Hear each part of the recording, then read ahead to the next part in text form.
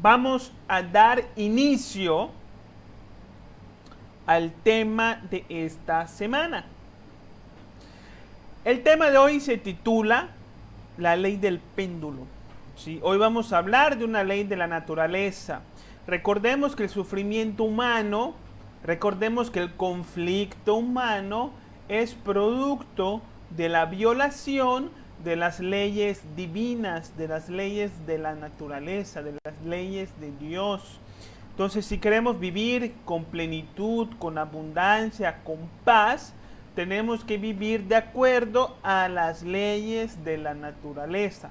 Y hoy en día vamos a estudiar una ley que conocemos en estos conocimientos gnósticos como la ley del péndulo. Y más adelante vamos a ver por qué se le denomina la ley del péndulo, ¿sí? Y esta ley pues tiene mucho que ver con aquello que llamamos los excesos, la falta de conciencia y la falta de moderación que tenemos al tomar decisiones y al hacer las ciertas cosas comunes de la vida cotidiana de cada quien. Entonces, es un tema que deja mucho que pensar y que nos ayuda a rectificar y a vivir con mayor sabiduría nuestra vida. Vamos a ver entonces cuáles son los objetivos.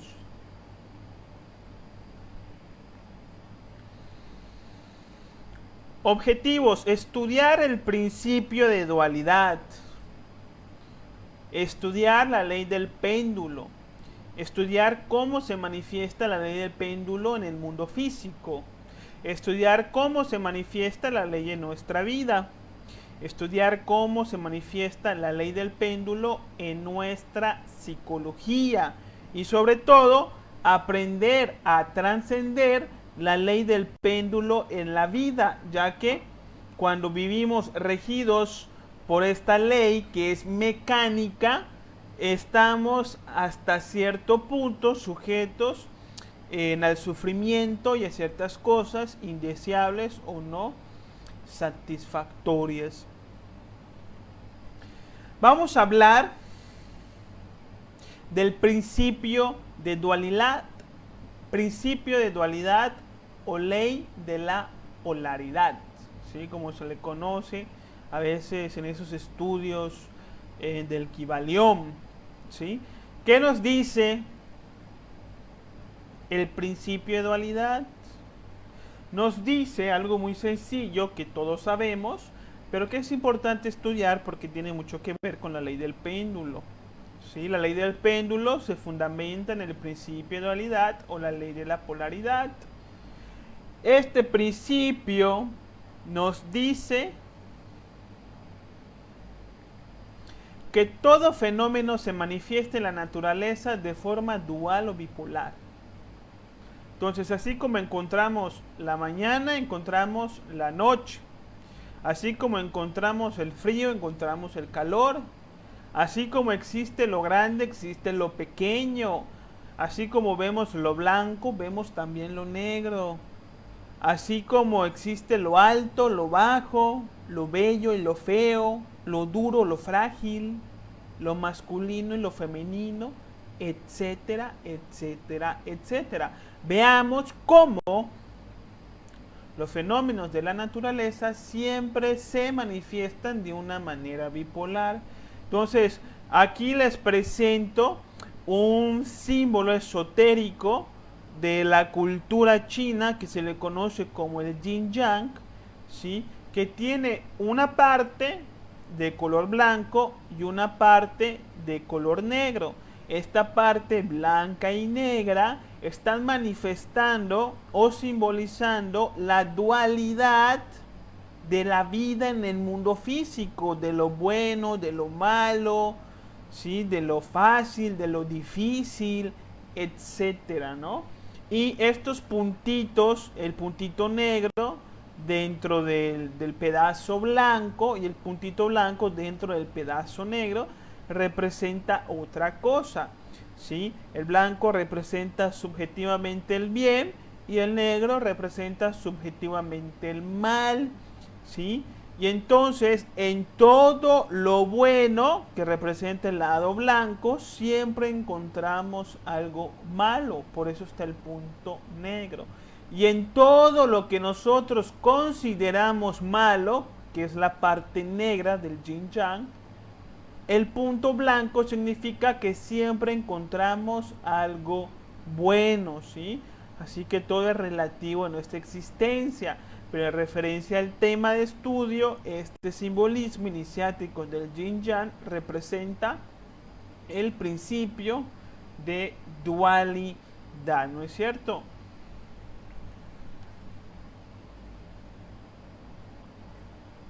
El principio de dualidad no solamente lo vamos a encontrar en los fenómenos de la naturaleza, como lo blanco y lo negro, lo pequeño y lo grande, lo claro y lo oscuro, sino que también lo encontramos en nuestra vida personal, en sus diferentes manifestaciones. Por ejemplo, encontramos en nuestra condición social, ¿sí? El principio de dualidad. Entonces, por ejemplo, a veces pasamos por momentos de abundancia económica, donde las ventas van muy bien, donde obtenemos muy buenos ingresos, y a veces encontramos momentos de escasez, en donde las ventas no van muy bien, en donde la economía apenas se alcanza para pagar las cosas que necesitamos para existir, etcétera. Pasamos también en la vida por momentos de mucha compañía y después por momentos de soledad. Pasamos por momentos de salud y por momentos de enfermedad. Pasamos por momentos que son fáciles y también pasamos por momentos que consideramos difíciles. Entonces vean cómo en nuestra existencia la dualidad está presente. Y así como está presente nuestra condición existencial y social, económica, también encontramos el principio de dualidad en nuestra psicología. Entonces a veces estamos alegres y a veces estamos tristes o enojados. A veces nos encontramos animados y a veces desanimados. Somos valientes para unas cosas y somos cobardes para otras cosas. Entonces, nuestra psicología también es muy dual. Encontramos que toda condición emocional tiene siempre su opuesto, ¿sí? Porque la vida es así. La vida es bipolar en el mundo físico. Más arriba, en las dimensiones superiores de la naturaleza, la dualidad se pierde y encontramos la unidad, donde todo es amor y donde todo es paz. Pero en estas dimensiones, como la tercera dimensión, aquí existe la dualidad, porque este es el mundo del conocimiento, el conocimiento del bien y del mal, en donde debemos de extraer toda la sabiduría de nuestro Padre, ¿no es cierto? Entonces aquí reina la dualidad. Lo interesante de esto es que tenemos que conocer que un extremo no puede existir sin su opuesto, ¿sí? Como dos caras de una misma moneda. Por ejemplo, nosotros no podemos saber lo que es grande si no lo comparamos con lo que es pequeño. No podemos saber lo que es tener salud si nunca hemos estado enfermos. No podemos reconocer la alegría si nunca hemos vivido, experimentado, visto lo que es la tristeza, ¿sí? Entonces, veamos que cada cosa, entre comillas, depende de su opuesto. ¿Sí? Necesitamos de un extremo para conocer su opuesto. Por lo tanto, existe un vínculo muy importante entre los opuestos o los extremos. Algo que a veces en nuestra lógica falla y no lo logramos ver, ¿sí? Porque a veces, pues, no es lo mismo estar alegre que estar triste. No es la misma experiencia. No es la misma experiencia tener mucha abundancia económica que tener carencia económica, ¿sí? Son experiencias muy diferentes y como son experiencias muy diferentes, tendemos a creer que son fenómenos diferentes. Que una cosa es la alegría y que otra cosa aparte es la tristeza. Que una cosa es el éxito y que otra cosa completamente diferente es el fracaso. Que al ser opuestas no tienen un vínculo entre sí y que mientras más nos inclinemos hacia uno, más evitamos el otro, pero esto no es así, ¿sí? Ya que aunque la experiencia es muy distinta entre la alegría y la tristeza, entre el éxito y el fracaso, ¿sí? Existe un gran vínculo entre estos dos extremos, ya que no son dos fenómenos diferentes, sino dos extremos de un mismo fenómeno. Entonces, la mañana y la noche son parte del día. El fenómeno es el día y el día se manifiesta en dos extremos, la mañana y la noche. Lo cerca y lo lejos son propiedades de la distancia. Lo masculino y lo femenino son dos polaridades de la sexualidad. El fenómeno es la sexualidad y la sexualidad se puede manifestar en su extremo femenino o en su opuesto masculino. La riqueza y la pobreza son parte de la economía, lo agradable y lo desagradable son parte del gusto, el calor y el frío son parte de la temperatura, ¿sí? Entonces, los extremos, como lo vemos en la imagen, son como las dos caras de una misma moneda y por lo tanto siempre van a estar juntos, siempre van a estar unidos, vinculados, porque los extremos siempre forman parte de un mismo fenómeno. Entonces, cuando entendemos esto, es que podemos estudiar la ley del péndulo, porque la ley del péndulo es un movimiento que se produce a través del vínculo que existe entre los extremos o opuestos de cualquier tipo de fenómeno psicológico, social o natural, ¿sí? Entonces vamos a ver.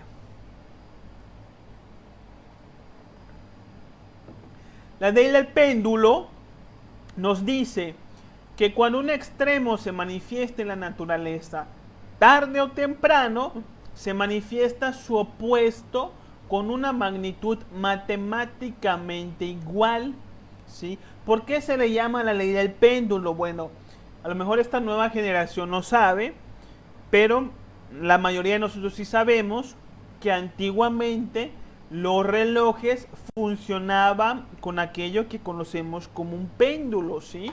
Esta parte que vemos dorada de la imagen de arriba, ¿no?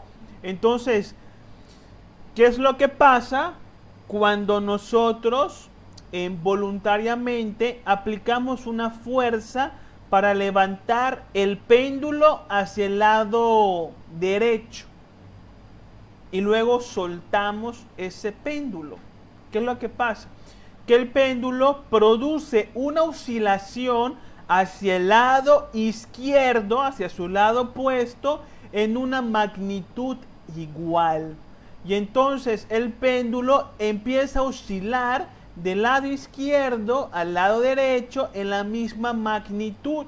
Y esta fuerza es lo que antiguamente movía los relojes. Entonces nosotros llamamos la ley del péndulo a esta ley de la naturaleza que produce una oscilación entre los extremos similar a la oscilación de un péndulo antiguo, de un reloj. Por eso le llamamos así, ¿no? Entonces, después de la mañana sabemos que va a venir la noche y después de la noche sabemos que va a venir la mañana. Entonces, en la naturaleza hay una oscilación constante entre la mañana y la noche. Sabemos que después de una temporada de sequías, viene una temporada de lluvias. Y sabemos que después de una temporada de lluvias, viene una temporada de sequías.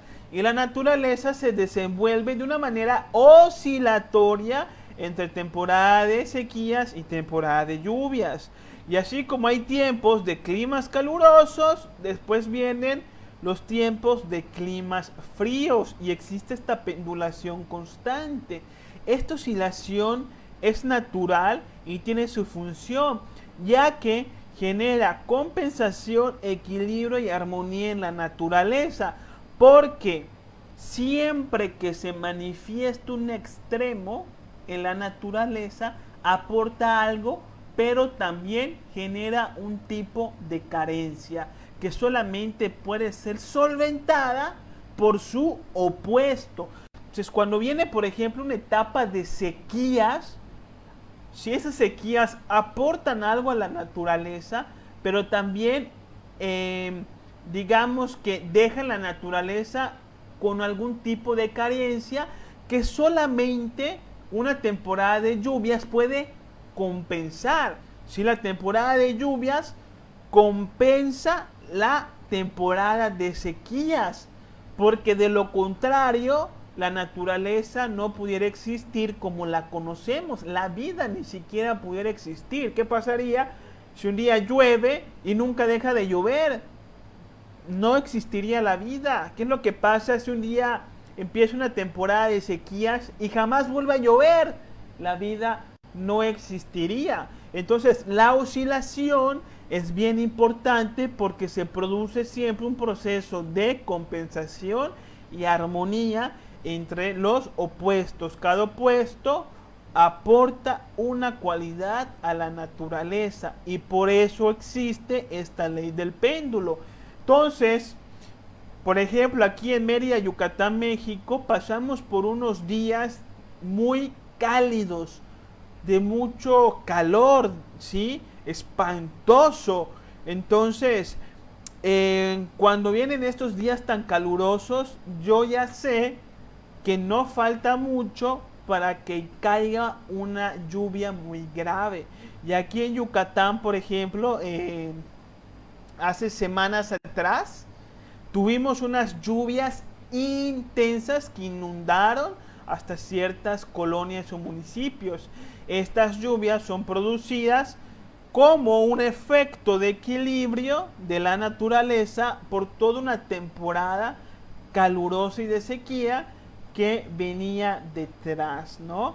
Entonces, siempre que haya mucho calor, uno ya más o menos debe de saber que en cualquier momento va a caer una lluvia que tiene su explicación, porque el calor del sol evapora el agua de los mares, de los ríos, y estos suben a las nubes, generan presión y por lo tanto condensación y rayos, electricidad, y empieza a llover, ¿no? O sea, tiene su explicación científica, aunque no la sepamos muy bien porque no somos científicos en la materia, pero sabemos que tiene su explicación.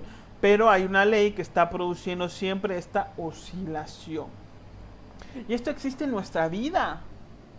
Recordemos en la Biblia, por ejemplo, el sueño del faraón egipcio, ¿sí? Un rey egipcio que tuvo un sueño que le inquietó el espíritu, donde él soñaba que aparecían 7 vacas gordas, ¿sí? A la orilla como de un río o algo por el estilo, y después venían 7 vacas flacas y desnutridas y se comían a las 7 vacas gordas. Entonces el rey egipcio se inquietó mucho con este sueño, ¿sí? Y una de las personas que trabajaban en su reino le comentó que en la prisión había una persona llamada José que sabía interpretar los sueños. Y el faraón mandó a hablar a José para que le interpretara su sueño.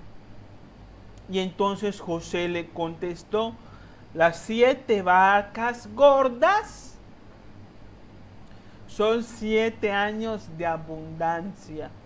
Y las 7 vacas flacas son 7 años de escasez que vendrán después de los 7 años de abundancia.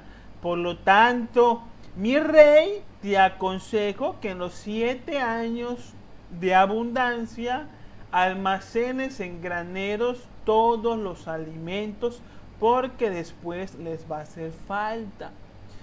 El rey se convenció de la interpretación de José, ¿sí?, que le dio un poder supremo dentro de su reino y lo puso a él a administrar todos los bienes de su reino para que a su pueblo no le haga falta nada, ¿sí?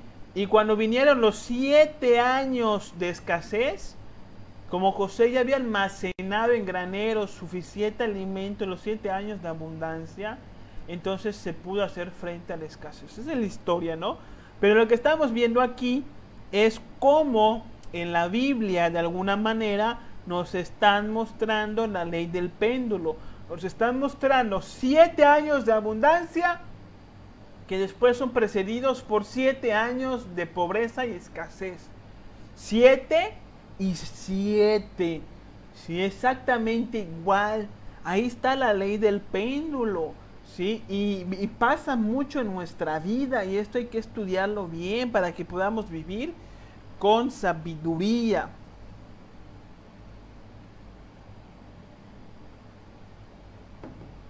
¿Qué es lo que pasa? ¿Cuál es el punto?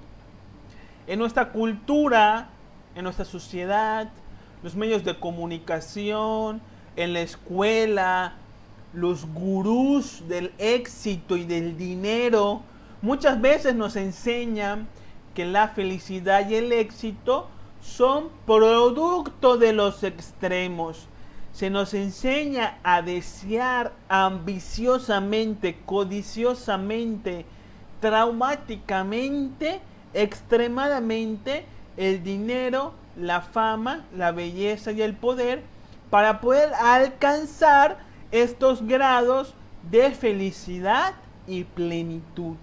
Yo alguna vez estaba viendo, me apareció por internet, un gurú del dinero pero muy famoso aquí en México, que decía que para alcanzar el éxito económico uno tenía que obsesionarse con el dinero y con sus proyectos y dedicar su vida a esos proyectos para que de verdad pueda alcanzar el éxito. Obsesión.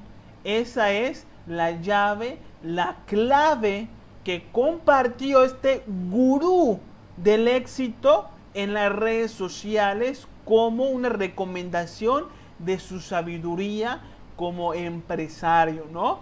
Entonces, esto es algo muy típico de estos tiempos. La ambición y la obsesión por tener mucho dinero, por alcanzar el éxito, etc. ¿Qué nos dice la ley del péndulo? Que cuando nos posicionamos extremadamente en un opuesto, tarde o temprano vamos a oscilar en el extremo que no queremos experimentar. ¿Sí? Si sabemos que los extremos se atraen y al inclinarnos a uno, automáticamente atraemos a su opuesto. Entonces, la riqueza económica en extremo, esta palabra extremo es clave y la voy a explicar muy bien, pero la riqueza en extremo siempre produce pobreza de algún tipo e inclusive económica. La fama tarde o temprano oscila en el anonimato. El poder siempre oscila en la impotencia. La belleza siempre oscila en la fealdad tarde o temprano. La fama en extremo, el poder en extremo y la belleza en extremo. ¿Sí? Entonces, cuando nosotros queremos a toda costa dinero, fama, prestigio, poder, belleza y reputación, ignoramos que al desear y luchar en extremo por estas cosas, estamos atrayendo a sus opuestos para más adelante. que son lugares que no queremos experimentar. Lo ignoramos porque no conocemos la ley del péndulo. Vamos a empezar con el estudio. Los extremos siempre son producidos por los agregados psicológicos, por los yoes. La lujuria, la envidia, la codicia, la ambición, la ira, la gula, ¿sí? El orgullo, etcétera, de defectos psicológicos son siempre lo que producen los excesos y los que nos hacen oscilar. Vamos a hablar, por ejemplo, de la riqueza en extremo. Cuando estamos produciendo dinero de más, cuando estamos produciendo dinero en extremo, que tarde o temprano nos va a hacer oscilar en el lado opuesto, en la carencia económica. Esto se da cuando la manera en la que ganamos el dinero o la cantidad de dinero que ganamos, que generamos, ¿sí? Lo generamos a través del egoísmo propio, ¿sí? De la mentira, del chantaje, de la manipulación, de la explotación, de la tiranía, de la corrupción, ¿sí? De cosas que afectan a otras personas.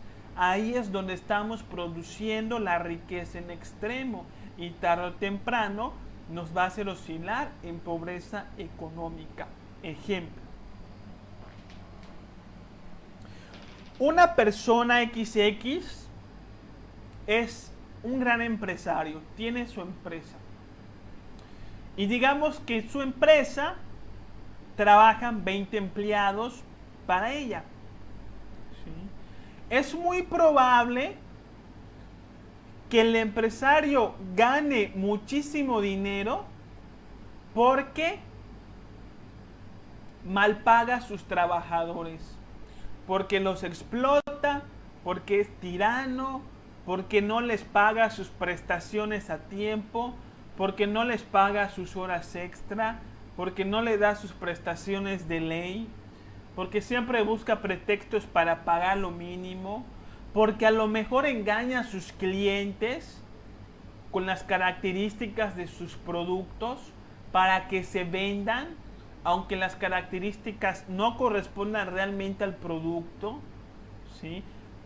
Este tipo de cosas al empresario le pueden generar un gran ingreso mensual. Y la persona puede tener mucho dinero, pero se está haciendo rica empobreciendo a otras personas. Se aprovecha de otras personas para beneficiarse a sí misma a través de su ego personal, de su propio egoísmo e ignorancia, ¿sí? Entonces, al poner a otras personas en la condición en la que él no le gustaría estar porque los tiraniza, los explota y se aprovecha de ellos, como pasa en muchas empresas, hay que decirlo así, porque la verdad, ¿sí?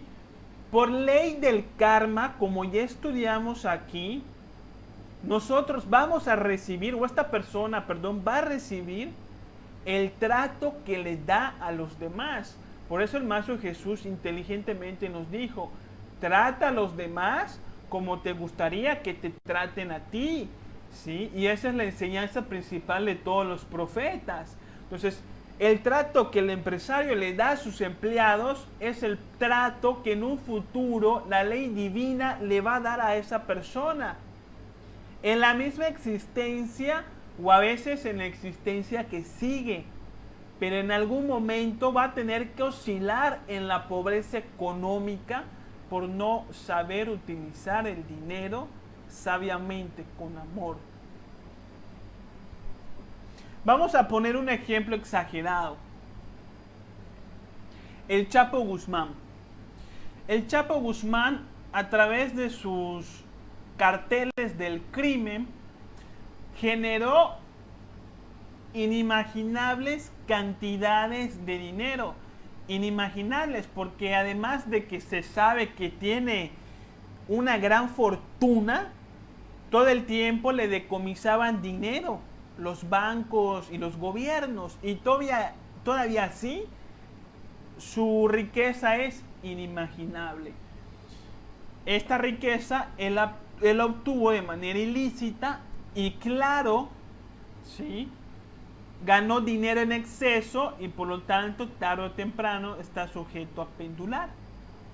Entonces, por algún tiempo tuvo una vida que a lo mejor ninguno de nosotros vayamos a tener. Con casas, mansiones, helicópteros, jets privados y toda esta cosa de lujos que a lo mejor uno nunca va a tener. Pero ¿qué pasó? Lo metieron en una prisión en Estados Unidos. Y en Estados Unidos ahora está oscilando en la pobreza económica. Porque a pesar de que tiene miles de dinero, no puede acceder a él porque sus cuentas están congeladas. Y además, aunque no estuvieran congeladas y tuviera dinero guardado en sus colchones, no lo pudo utilizar en la prisión. Entonces esta persona pasó a vivir con grandes lujos y ahorita está viviendo con gran pobreza económica. Ahora no tiene ni lo que nosotros tenemos, que somos personas comunes y corrientes. No tiene internet, no tiene Netflix, no tiene a lo mejor aire acondicionado, no tiene ni siquiera una televisión, porque las prisiones en Estados Unidos no se corrompen tan fácilmente como las mexicanas, ¿no? Entonces, pues ahí está, osciló. Y hay mucha gente que oscila, sí, mucha gente que tiene mucho dinero y por egoísta luego lo pierde y se va a la bancarrota. Y también pasan los casos de la gente que no tiene mucho dinero, pero sabe trabajar, es humilde, comparte, es generoso, de repente rápido sube a una buena condición económica, oscila, ¿no? Entonces, esta es una manera en cómo podemos oscilar en el opuesto que no tenemos en cuenta. Otra manera en la cual podemos oscilar es en la pobreza en otras áreas de nuestra vida. ¿Sí? Te dicen los gurús del éxito, obsesiónate con tu proyecto. No puedes dormir, tienes que estar a las 3 de la mañana trabajando en tu proyecto para que puedas tener éxito. ¿Sí? Todo el día, tienes que dar toda tu vida, tienes que sacrificarlo todo, tienes que estar dispuesto a darlo todo para que de verdad puedas tener éxito como empresario. Esto te dicen. Y esto no es un consejo de sabiduría, es un consejo de marketing, es un consejo de propaganda que genera pobreza. Y si no es pobreza económica, genera pobreza mental, social, vital. ¿Sí? ¿Por qué? ¿Sí? Porque la vida, hermanos míos, no se trata de ganar dinero nada más. La vida no es para estar trabajando todo el tiempo. Tenemos familia, tenemos esposa, tenemos hijos, tenemos un cuerpo físico que hay que ejercitar, que hay que cuidar. Tenemos que descansar este cuerpo físico, ¿sí? Entonces, decía por ejemplo el Dalai Lama, ¿no? Qué cosa rara es el hombre, ¿sí? Pierde su salud para ganar dinero y ya que gana dinero, lo gasta para recuperar su salud, ¿sí? Pierde todo su tiempo para ganar dinero y cuando gana el dinero busca recuperar el tiempo perdido, ¿sí? Entonces, no caigamos en este error, hermanos míos, ¿sí? No hay que irnos a los extremos, hay que aprender a generar nuestro dinero, ¿sí? De manera sabia, inteligente. No puede ser posible que no durmamos, que no ejercitemos, que no veamos a nuestra familia, que no eduquemos a nuestro hijo, que no salgamos con nuestra esposa por ganar dinero. ganas dinero, pero te enfermas, pierdes el cariño de tu mujer, el respeto de tu hijo. La vida no se trata solamente de ganar dinero. Así que esos gurús del éxito, les falta sabiduría, ¿sí? Les falta entrar a la gnosis, a estos estudios, ¿sí? Hay que saber trabajar, hay que saber ganar dinero. Cada cosa tiene su lugar. No estamos diciendo que el dinero no sea importante, no estamos diciendo que el dinero no sirva, porque entonces nos estaríamos yendo al extremo opuesto. Y recordemos que en los extremos siempre hay un tipo de carencia o de conflicto. No estamos hablando de eso. Estamos hablando de un punto central que vamos a hablar próximamente. La fama, tarde o temprano, oscila en el anonimato, ¿sí? Hay personas, artistas que eran famosas hace 20 años que hoy están en el olvido. Además de que cuando uno tiene una fama excesiva, ¿sí? Entonces pierde algo que es esencial en su vida, como la libertad y la privacidad, porque en los extremos siempre algo hace falta, ¿sí? Entonces una persona famosa no puede salir a un parque público a jugar una reta de fútbol con la gente del vecindario. Sí, no puede salir a las calles, ir a un cine con su hijito y ver una película con el hijo. No puede salir a correr y respirar. No puede salir y comer algo en un restaurante.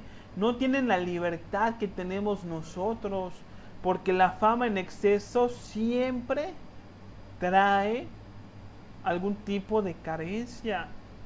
El poder en exceso genera envidia y por lo tanto genera peligro, porque cuando uno demuestra un poder en exceso, siempre van a haber personas que van a querer su lugar y que lo van a agredir y que lo van a difamar y que lo van a amenazar y que lo van a mandar a matar para que estas personas ocupen ese lugar y esa postura social de mucho poder, ¿sí? Entonces un poder en exceso genera envidia, enemistad, peligro, corrupción, ¿sí? La belleza física en exceso a veces empobrece el alma, ¿sí? Muchas personas que tienen mucha belleza física luego se convierten en personas muy vanidosas, que se creen superiores a las demás y que se vuelven muy egoístas por dentro, ¿sí? Suelen ser muy feas, muy bellas por dentro, perdón, muy bellas por fuera, pero muy bellas por fuera, pero muy feas por dentro, ¿no? Esto pasa mucho cuando cultivamos la belleza en exceso, la belleza del cuerpo físico, nos olvidamos de embellecer nuestra alma. Lo mismo pasa con el dinero. Cuando estamos dándole para ganar dinero en exceso, olvidamos embellecer nuestra alma, meditar, reflexionar, practicar yoga, tiempo para estar con nosotros mismos, para descansar, ¿sí? Entonces, cuando oscilamos, ¿sí? Cuando una persona se va a la riqueza en extremo, a la fama en extremo, al poder en extremo y a la belleza en extremo, ¿sí? Cuando les toca oscilar, sufren demasiado porque desarrollan una dependencia a esa condición y sufren más que aquel que nunca estuvo en ese extremo. Por ejemplo, una persona que tuvo muchísimo dinero y que después lo perdió, sufre de su pobreza económica más que una persona que está en la misma condición económica, pero que nunca estuvo en el lado de la riqueza. Una persona que a cierta edad era muy bella y que después envejeció y perdió esa belleza, sufre más de inseguridad física que cualquier otra persona de su misma edad avanzada que nunca tuvo esa belleza cuando era joven, porque nunca desarrolló esa dependencia y esa obsesión emocional a esa condición física aparente y temporal, ¿sí? Entonces, no podemos pensar que el dinero en extremo, la fama en extremo, la belleza y el poder como fuentes auténticas de la felicidad y la plenitud. No es cierto. Los hechos nos dicen que no es cierto. La ley del péndulo nos dice que no es cierto. Que siempre que nos inclinemos de manera extrema, se va a generar algún tipo de carencia en nuestra vida y por lo tanto no podemos ser felices ni plenos. Por eso se dice por ahí, todo con medida.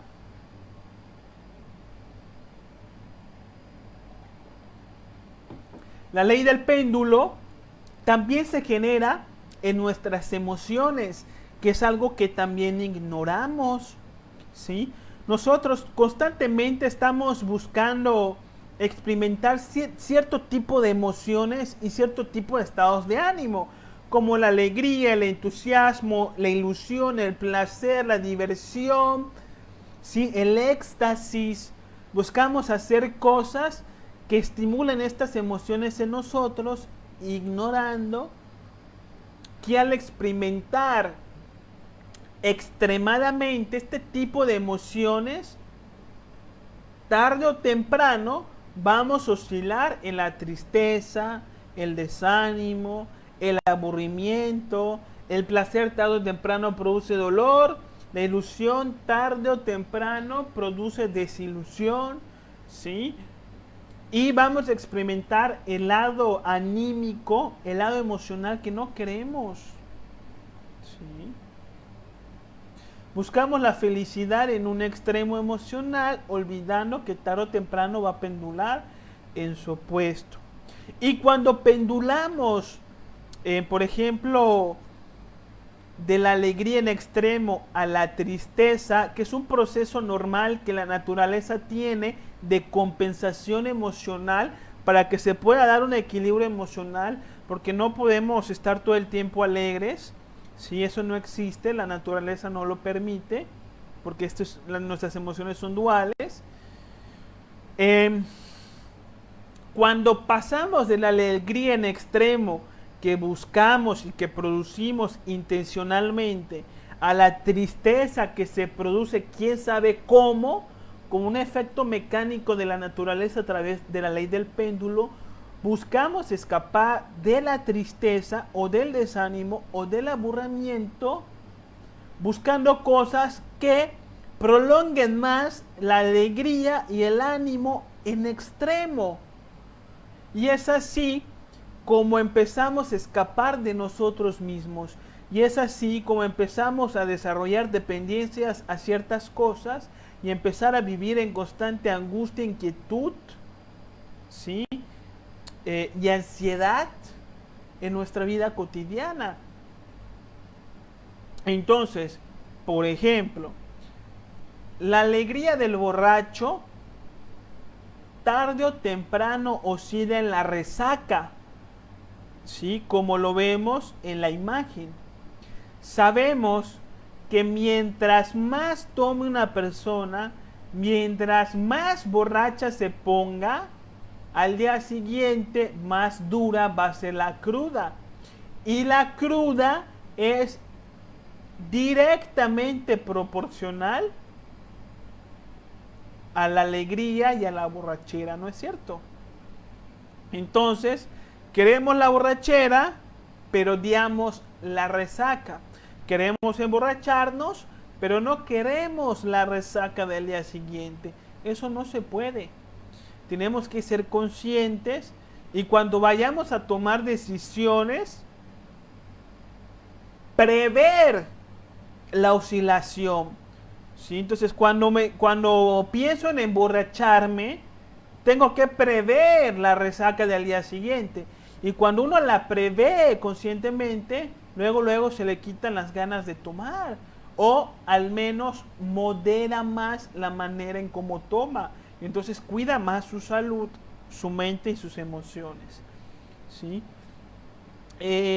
Si nos animamos demasiado porque es viernes, por consecuencia, ¿cómo nos vamos a poner el lunes?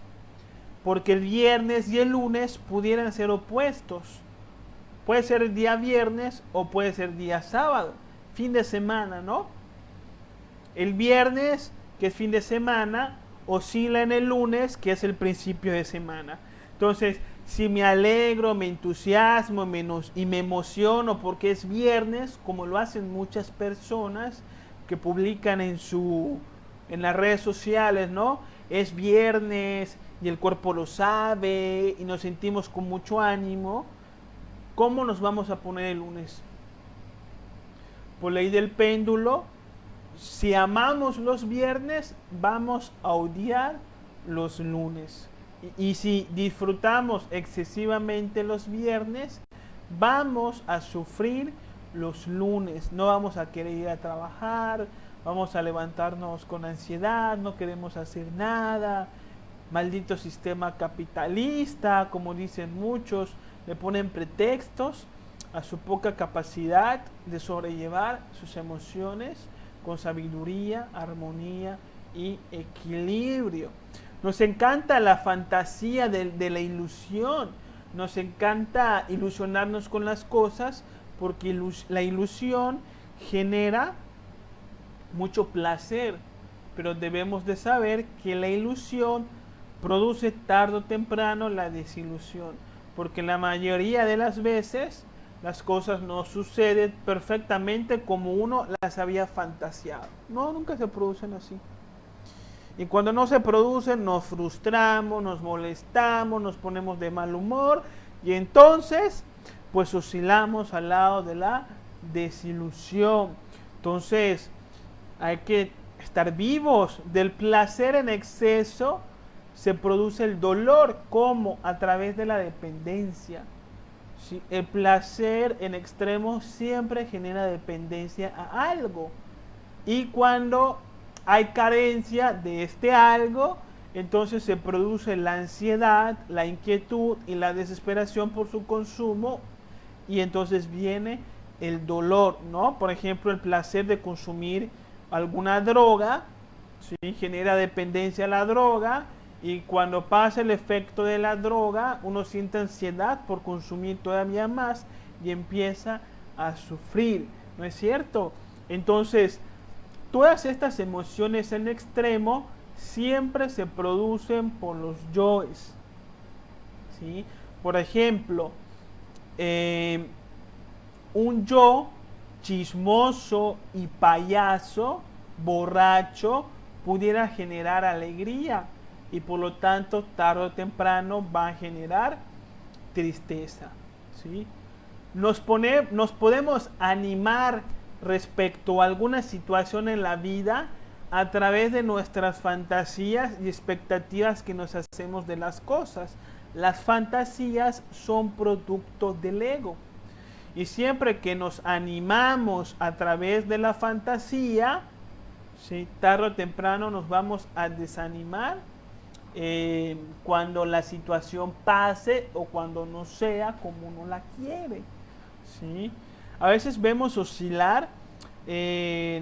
A mí me ha tocado ver, por ejemplo, en una boda, ver cómo está oscilando la mujer en sus emociones el mismo día de la boda. Y cuando empieza la fiesta de su boda, está completamente animada y excitada con la fiesta, es el centro de atención, todo es perfecto y la mujer muy contenta y muy emocionada por su boda, pero antes de acabar la boda, me ha tocado verlo, como la mujer de repente se pone a llorar, de repente le da ansiedad, de repente no sabe qué pasa, pero ya no quiere ver a nadie, se pone de mal humor muchas veces. Me ha tocado ver a mujeres llorando en su misma boda, oscilan así de rápido porque se van a las emociones en extremo y las emociones en extremo tarde o temprano oscilan en el opuesto, ¿sí? Y los extremos siempre son producidos por el ego, por los defectos psicológicos. La alegría, el ánimo, la diversión, que pueden ser yoes ociosos, yoes criticones, yoes del chisme, yoes payasos, yoes borrachos. Todo este tipo de defectos psicológicos son las que después van a generar la oscilación. Si yo me divierto los fines de semana porque me voy de disco, me voy de fiesta, como me pasó en mi juventud un tiempo, donde todos los fines de semana era de fiesta, de discoteca, ¿sí? ¿Qué es lo que pasa cuando un fin de semana no tenemos dinero para ir de fiesta, o cuando los amigos no están disponibles para ir de fiesta con nosotros, o porque pues nos sentimos medio mal, estamos tomando medicamento y no podemos salir de fiesta, estamos agripados? ¿Qué es lo que pasa ese fin de semana? Oscilamos, nos sentimos aburridos, nos sentimos ansiosos, nos sentimos disgustados o vacíos en nuestra existencia, porque no nos vamos de fiesta, porque no salimos un fin de semana. Entonces la vida nos está haciendo oscilar, porque nos estamos yendo de fiesta en exceso, en extremo, a través de los egos de la fiesta, de los egos del chisme y borrachos, que nada aportan a nuestra alma, ¿sí? Y así sucesivamente. ¿Qué otro ejemplo les puedo poner? Por ejemplo, una persona que cuando en un grupito de amigos, cuando una persona organiza una fiesta y todos le dicen que sí y todos quieren ir con esta persona, la persona se pone muy contenta y gracias amigos, qué bonito es tener amigos, qué padre, me emociono, les quiero mucho, ¿sí? Pero ¿qué es lo que pasa cuando esta persona otro fin de semana organiza una fiesta, pero sus amigos esta vez no pueden, o no tienen dinero, o están enfermos, o están ocupados, y le dicen, ¿sabes qué? No puedo ir. Entonces enseguida la persona oscila y demuestra un comportamiento diferente, ¿sí? Y ya no me quieren, y son unos amargados, y ya cambiaron, y ya me caen mal, me voy a buscar otros amigos, y como que se ofende porque le dijimos un día de que no íbamos a salir ese fin de semana, ¿no? Y así estamos oscilando de la alegría a la tristeza a través del ego, por las expectativas que nos hacemos de las cosas. Si las cosas salen como nosotros queremos, nos ponemos contentos. Pero ¿cómo nos vamos a poner si las cosas no salen como queremos? Porque la vida es así. Entonces nos ponemos tristes o nos enojamos, dependiendo de la personalidad de cada quien. Entonces todo el tiempo estamos oscilando entre la alegría y la tristeza, o la alegría y la ira, si las cosas salen como esperábamos o como no lo esperábamos. Y aquí no hay de ninguna manera sabiduría. Entonces lo que queremos es aprender a vivir con sabiduría, que hay una alegría constante, una plenitud constante, y esto es posible cuando aprendemos a vivir sin los yoes psicológicos. Fíjense que en las relaciones sociales, en las relaciones en las relaciones sentimentales, todo el tiempo estamos pendulando, ¿sí? El romanticismo, ¿sí?, de una pareja a través de los egos de lujuria, tarde o temprano oscilan en la frialdad, ¿sí? ¿Quién no ha vivido esa experiencia que cuando nos estamos conociendo con una persona y empezamos a salir, es un mundo de caramelo y somos muy cursis? Esa cursilería romántica es producto de la lujuria, no es producto del amor y del corazón. Entonces, tarde o temprano va a oscilar en la frialdad y en el tedio. Y cuando hacemos la relación, después de 6 meses, después de un año, ya no nos interesa esa persona, ya no sentimos nada por esa persona, sentimos que el amor se acabó, quién sabe qué pasó, pero realmente nunca hubo amor. Hubo placer lujurioso que luego osciló en la impotencia sexual, en la frialdad sexual, y se acabó a buscar otra persona. Eso fue lo que pasó. Entonces hay que cuidar nuestras relaciones con sentimientos plenos y originales. No tratar de apantallar a la mujer con cosas y con formas de ser que realmente no describen lo que somos. Hay que mostrarnos tal y como somos, ¿sí? Y no fingir cosas que como no somos en realidad. Entonces, se da un caso en la psicología normal en donde en las parejas odian discutir o están cansados de discutir y del conflicto, pero les encanta lo cursi de la reconciliación. Cuando las personas aman la reconciliación, inconscientemente producen el conflicto para que posteriormente se pueda dar el gusto de la reconciliación. Entonces, si queremos dejar de pelear, tenemos que abandonar conscientemente el placer egoísta de la reconciliación y aprender a vivir en paz con nuestra pareja. Normalmente nuestras parejas, nuestra relación de pareja, nuestra relación sentimental, todo el tiempo está oscilando, ¿sí? Nos sentimos muy contentos y luego ya no nos aguantamos y luego como que volvemos a subir, nos amamos y somos lo mejor el uno para el otro y luego pasa algo que nos hace oscilar y nos odiamos y no nos queremos ver y esta línea que sube y baja se repite constantemente producto de la mecanicidad psicológica de las personas. Entonces hay que aprender a equilibrar nuestras emociones. Hablamos también de la sexualidad. La sexualidad sagrada la encontramos siempre en medio, no en los extremos. En un extremo tenemos la sexualidad lujuriosa, las personas que utilizan su sexualidad de una manera completamente irresponsable, sin conciencia y solamente por satisfacer la carne y el ego, la lujuria, ¿sí? No tienen una responsabilidad sexual, no tienen una conducta moderada sobre su sexualidad y son facilistas y utilizan su sexualidad como se les venga en gana. Estas personas nunca tienen familias estables, nunca tienen relaciones emocionales y sentimentales estables, todo el tiempo se andan cambiando de pareja, todo el tiempo andan divorciándose y volviéndose a casar, ¿sí? Nunca forman una familia porque esa condición psicológica y sexual irresponsable y extrema no se los va a permitir. Y por el otro lado tenemos a los celibatos. Esto se produce mucho en el oriente, ¿sí? A las personas como los curas de las iglesias que reprimen su sexualidad, ¿sí? Y que odian o que ven el sexo como algo asqueroso o prohibido.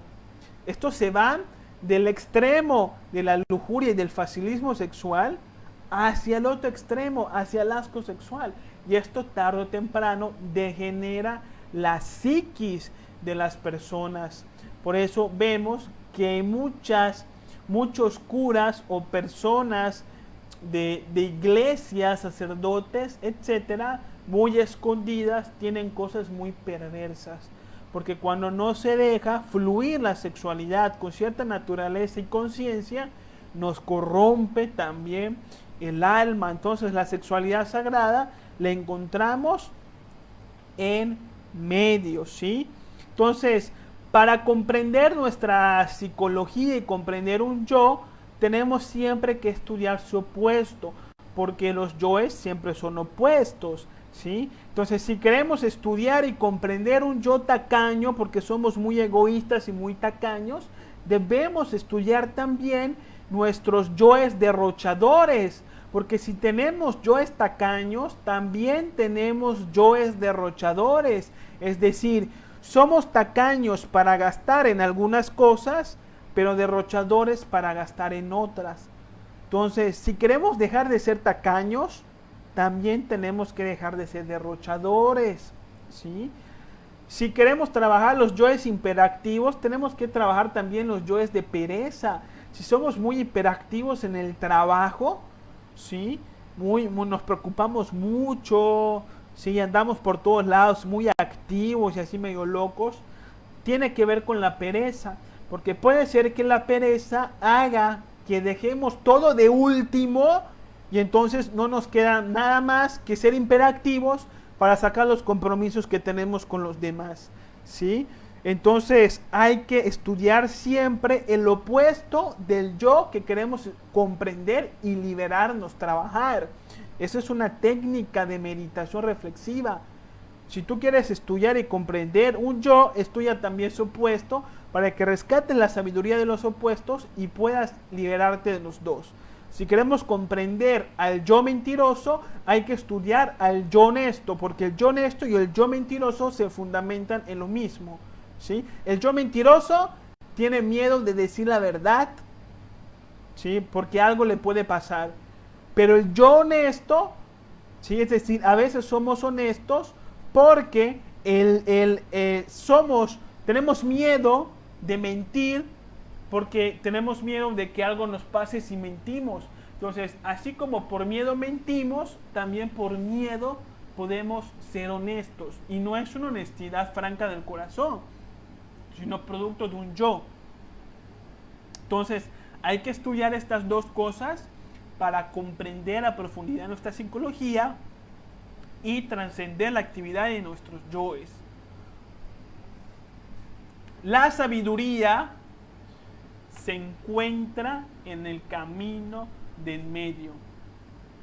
En medio existe una paz, una alegría, una felicidad y un bienestar que no es producto de la mente, es producto del corazón o de la conciencia, ¿sí? Y este estado interior se produce cuando uno voluntariamente, intencionalmente, abandona los extremos.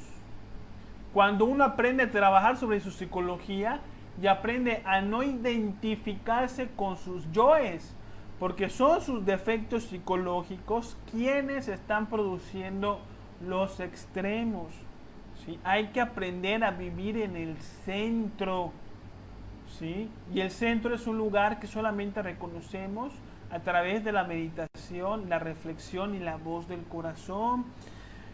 Siddhartha Gautama, el Buda, pasó por esta experiencia. Él fue el hijo de un rey llamado Suddhodana, ¿sí? Y este rey quería dejarle el reino a su hijo. Siddhartha era el futuro heredero de un reino. Y había por ahí unos magos que le habían dicho al rey de que este niño iba a ser una clase de sabio profeta. Y el padre, Suddhodana, si no me equivoco, preocupado por su reino, le mandó a Siddhartha Gautama toda clase de placeres y toda clase de lujos, ¿sí? Y estuvo aparentemente como hasta los 30 años metido en medio de toda clase de lujos, mujeres, placeres, comida, todo lujo, ¿sí? Pero él sintió un vacío en su interior cuando vio que habían otras personas que no vivían como él. Y decidió abandonar el reino en busca de respuestas y se fue al otro extremo, ¿sí? Se fue al otro extremo y se metió en un concepto religioso muy popular del Oriente que se le conoce como asceta. Los ascetas son personas del extremo opuesto que abandonan toda clase de comunidad física. Viven en la calle, comen de la basura, no trabajan, ¿sí? No se visten apenas y se visten lo más mínimo y abandonan toda clase de comunidad física, ¿sí? Y él fue rey o jefe supremo de los ascetas durante 7 años. Y se dio cuenta que ahí tampoco era el camino. Y en una meditación debajo de un árbol que es simbólico, si es el árbol de la vida, ¿sí? Que ya hablaremos más adelante del árbol de la vida, el árbol del conocimiento, se dio cuenta que el camino de la sabiduría es el camino de en medio, ¿sí? Y las enseñanzas del Buda se le conocen como el camino del medio, ¿sí? Donde todo ocupa su lugar, ¿sí? No hay que irnos a los extremos, hay que utilizar las cosas con cierta medida, buscando siempre el equilibrio. Entonces, hay que aprender a estar alegres con la conciencia, con el corazón, que la alegría no dependa de alguna expectativa, de alguna ilusión, de algún deseo de lograr algo.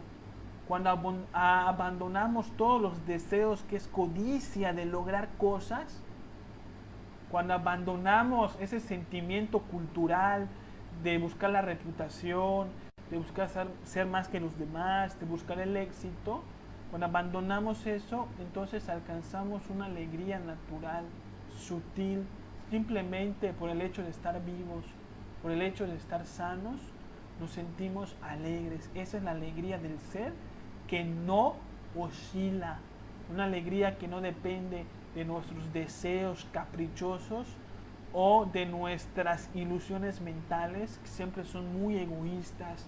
Entonces hay que aprender a vivir el camino de medio. Por eso se le conoce estos caminos iniciáticos como el camino del doble filo de la navaja.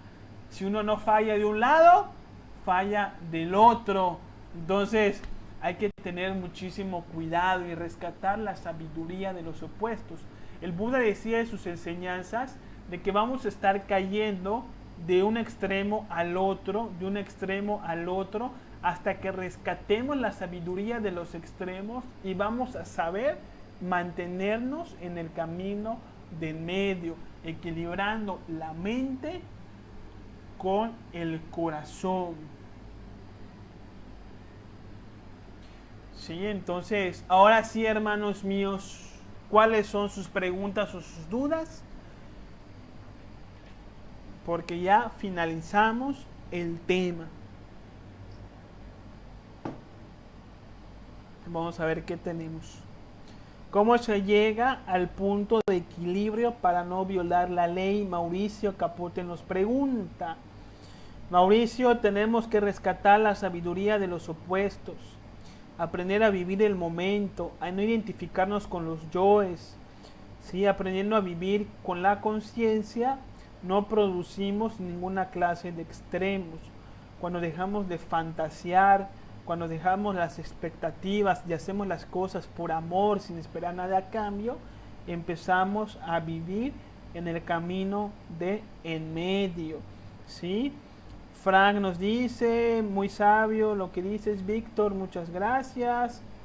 Ninfa nos dice, ¿cómo no llegar a olvidar, odiar la gnosis en esta o en la siguiente vida? No entiendo muy bien tu... Bueno, no sé si es una pregunta o es un comentario, ¿no? Pero bueno, no sabía qué decirte, Ninfa, respecto a lo que a lo que comentas, ¿sí? ¿Cómo no llegar a olvidar? La gnosis no se olvida, se queda en el corazón y pasa de existencia a existencia a través de un tema que estudiamos en la ley de retorno y recurrencia. La recurrencia hace que en cada existencia siempre nos encontremos con los conocimientos iniciáticos para que sigamos despertando la conciencia. Puede ser que en la próxima existencia se llame gnosis o puede ser que se llame de otra manera. El nombre no importa, lo que importa es la esencia del conocimiento universal. ¿Sí? Entonces hay que trabajar y poco a poco logrando las cosas, ¿sí? Y bien, pues damos por finalizado el tema de esta enseñanza. Pueden compartirla en sus redes sociales. Gracias por estar pendientes de los temas, por acompañarme en estos estudios. Y el próximo jueves a las 7:30 p.m. hora México, pues estaremos conectándonos para compartir otro conocimiento esotérico, iniciático, ¿sí? Entonces les deseo muy bonita noche, mucha conciencia, mucha fuerza espiritual, que reflexionen mucho este tema solos, que mediten sobre el tema para que lo comprendan con mayor profundidad, y ya más adelante, si tienen dudas, pueden enviarnos un inbox y con mucho gusto les vamos a contestar, ¿sí? De nada, Mauricio, aquí estamos. De nada, Andrea Sánchez, gratitud y bendiciones.